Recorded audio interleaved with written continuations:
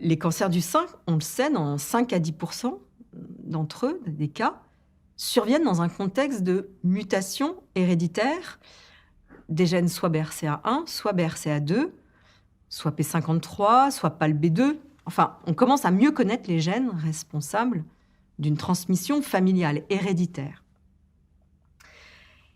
Et ces gènes, BRCA1, BRCA2, PALB2, P53, c'est des gènes qui servent en temps normal à réparer les fautes d'orthographe de l'ADN.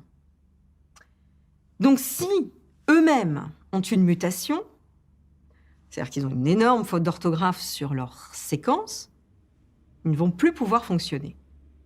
Donc ils ne corrigent plus les fautes d'orthographe.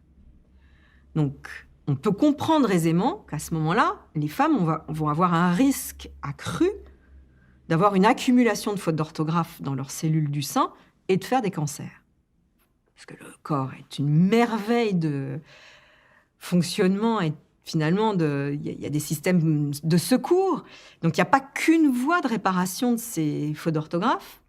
Il y en a une un peu moins élégante, on va dire, parce qu'elle est un peu moins parfaite, mais elle utilise des enzymes dont l'abréviation est PARP.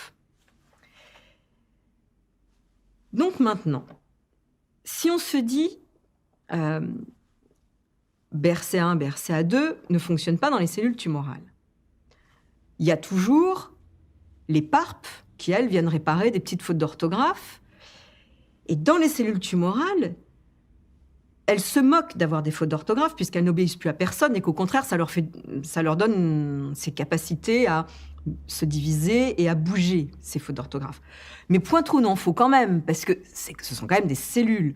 Donc, les PARP viennent réparer un petit peu ce qu'il faut pour qu'elles continuent à vivre et à faire leur sale rôle de sales cellules tumorales. Maintenant, si on bloque PARP, alors qu'il y a déjà BRCA1 ou BRCA2 qui ne fonctionnent pas, les cellules tumorales vont être suffoquées par la suraccumulation de mutations et elles vont finalement quand même mourir.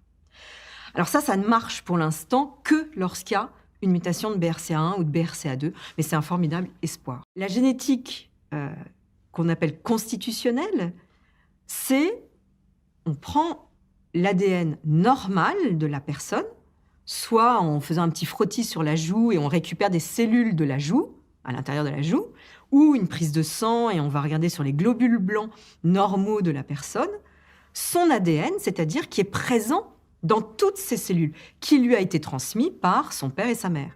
Et donc, là, on va aller rechercher des mutations qui sont constitutionnelles parce qu'elles sont portées par toutes les cellules du corps de la personne et qu'elle est capable elle-même de transmettre à ses enfants.